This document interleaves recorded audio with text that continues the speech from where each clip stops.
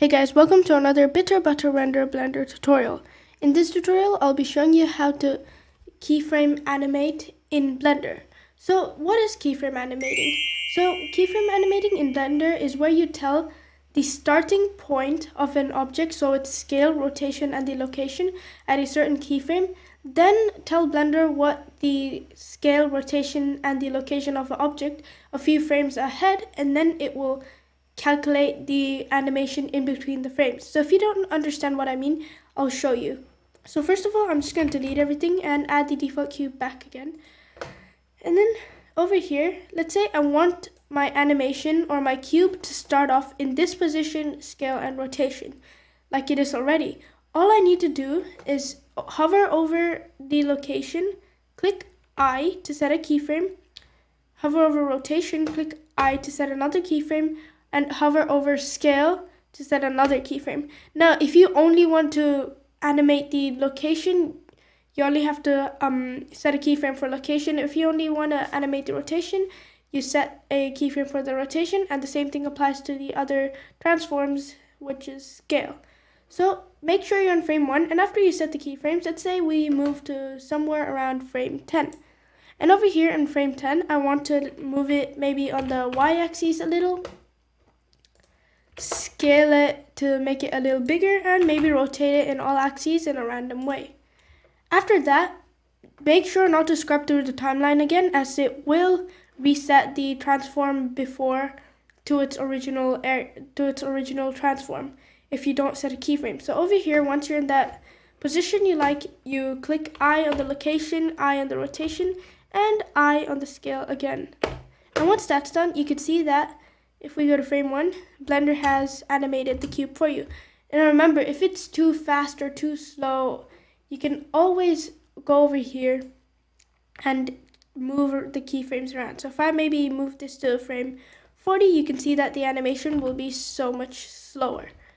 Okay, so I'm going to actually delete this keyframe. Now let's talk about interpolation modes. So interpolation modes is how the transition between each keyframe is. So here's how it works. Let's say I want to move my cube from frame 1 to frame 40 on the same axis. So what I'll do, I'll move it on the y-axis, and I'll set a keyframe just for the location. And you can see that it moves on the y-axis.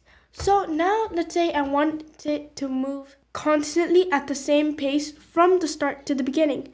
Here's how I do that. You click A to choose all keyframes, T to open up the interpolation menu, and you choose any one of these here. Now these are kind of straightforward. I'm not going to explain each single one as it will take too long, but here are the 3 main ones. Right now I'm pretty sure Blender starts off with the Bezier, where it starts off slow, speeds up, and ends off slowing down. But if you want it to stay the same constant speed from the start to the beginning, you can choose linear.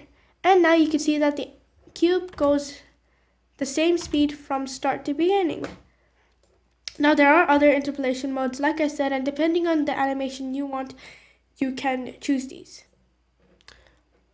Okay, let's talk about simulations now. When simulating, it sometimes is very hard on your computer.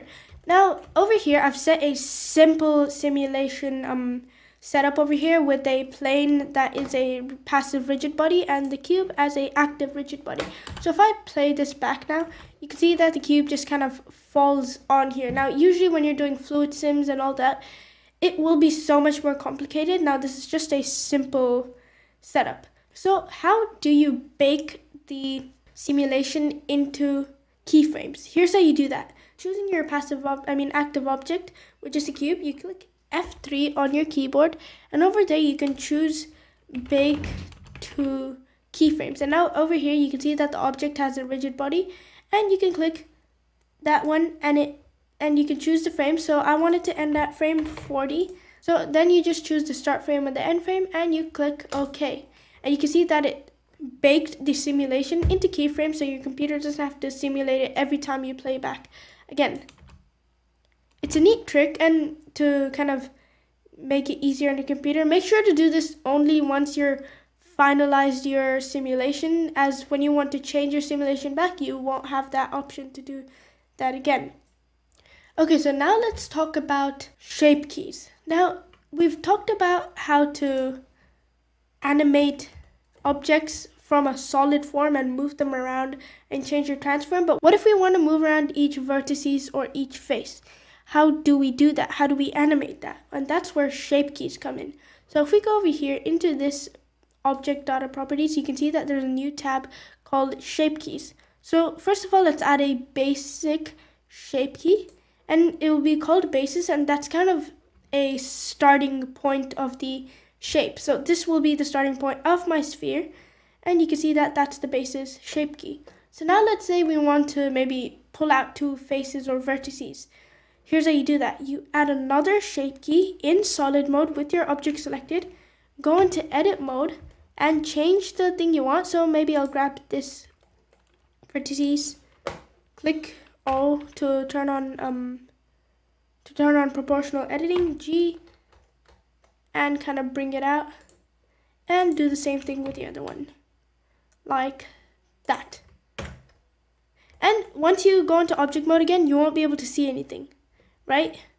And that's because of the value. All you have to do now is go into value, and the value is kind of saying, it's kind of like a transition between the basis and the key 1, right? So if we move the key from value 1, so let's just animate it in frame 1. We click I to set a value of a 0, meaning it will be on the basis. Then we go to frame, let's say 20. We can change the value to 1 and set another keyframe. So with the value of 1, it's fully on key 1, and with the value of 0, it's fully on the basis. And anywhere in between is between these frames. So now you can play the animation, and you can see that we're deforming the shape, right? And that's how animating shape keys works. Let's say you have two objects over here, like I do. It's a cube with the tinier cube on top, and you want to animate them both. And let's say you've parented them, so let me do that real quick. Object keep transform. If we animate this object, your parent, the child will move with it as well. And if you rotate it, it will rotate itself as well. But let's say you want this to just follow the location only and not the rotation.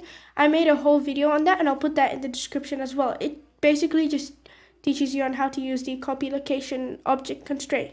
So that's it for today's tutorial. I hope you learned a lot about keyframe animating, and I'll see you in the next one.